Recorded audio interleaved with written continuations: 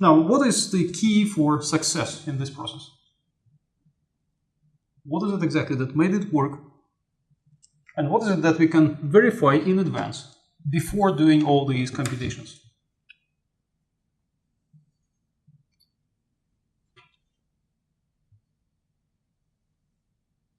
So we have very few steps in front of us, right? So what is it that we have as a question? Well, the question is to find some quantity. So we have, let's call abstractly, we are looking for the quantity, call it Q. So what is it important about that quantity? And about the problem as a whole? Well, the important thing was that we decided to subdivide the problem into pieces. So the whole problem should be subdividable into pieces. And what is it that we expect about the subdivision? I mean, about the quantity with respect to the subdivision. Should be the sum of all that. It should be the sum, exactly. No matter how you subdivide the problem into sub-problems, the quantity for the total problem should be equal to the sum of those quantities for the individual sub-problems. And that is a very simple property. That's called additivity. So that is the first question to ask.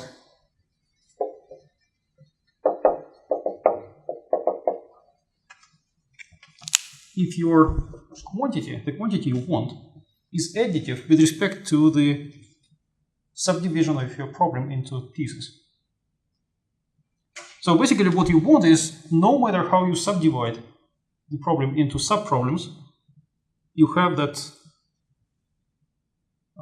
answer for the total problem equal to the sum of the answers. And of course, when you subdivide, you don't want the pieces to overlap, right? You truly subdivide into non-overlapping pieces. Okay, so that's the property to verify. What else? So if you have this additivity, we can subdivide as we like, right? Into small pieces, into large pieces, equal pieces, different pieces. So that will work. What is it that made us find this formula? What's important about that formula? There was something important at the end, right? Not any limit of sums converts to an integral. There is something special about that expression that should happen. The expression should be in the form of delta x times a quantity. So what's about that quantity? It's a function of x. It's function of x, of that xi only. It doesn't contain delta x at all. Well, because otherwise, you know, I can always, well, if I had this quantity, for example, and you know it doesn't convert, and I want it to convert, well, can I multiply by delta x and divide by delta x? Well, of course I can, right? But this will not convert to the integral because this term depends on delta x, and it should not. So there is something special we want about the final formula. And the final formula actually looks very, very, very much and exactly like this one. So what is it that is the key in this step? Well, the fact that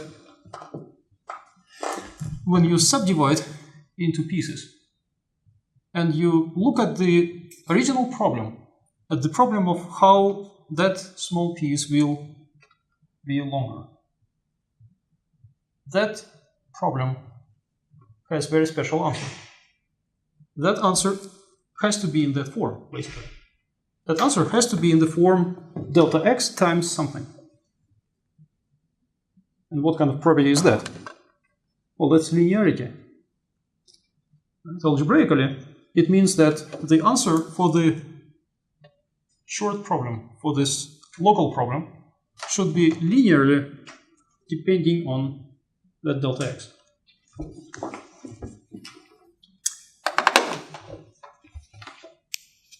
So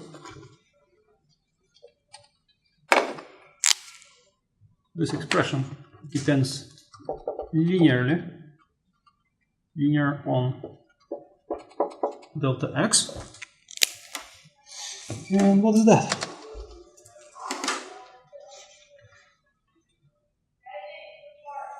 Well, what kind of problem is that? Well, this is a localization of the global problem. Right? Instead of looking at the global long spring, we look at the short piece, at the short spring. So we localize the problem, and as we localize, we expect the answer to be linear. What kind of property is that? Abstractly. Isn't it differentiability? That you look at something, right, at a function, you localize, you zoom in, and what you see is a linear dependence. Well, that's exactly what we call differentiable if we talk about a function. Well, if you think about this as a function of the spring, right, then, well, globally, you have some unknown behavior, but locally, that function is linear. So that's what we have to look for.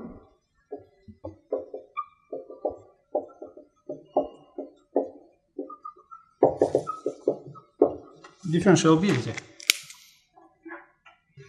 And I intentionally use the terminology of mathematics, because in different kinds of applications, you will see different kinds of terminology, and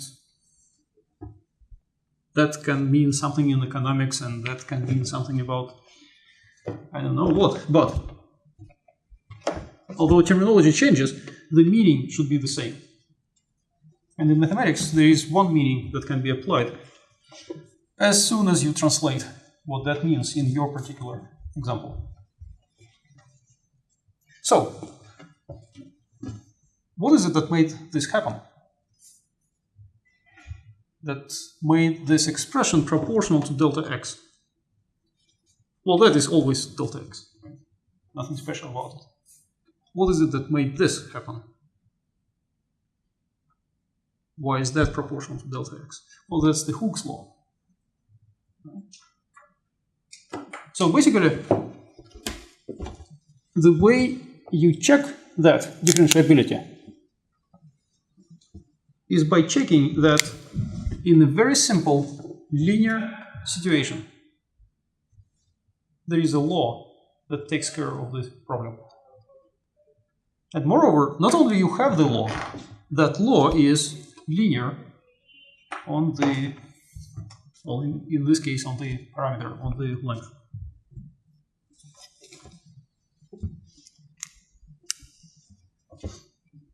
All right, and once you have a law that is linear and applies locally, then you can add up things, and you can pass to the limit, and then you can convert it to the integral. And that's all we need. So we are looking for two properties only.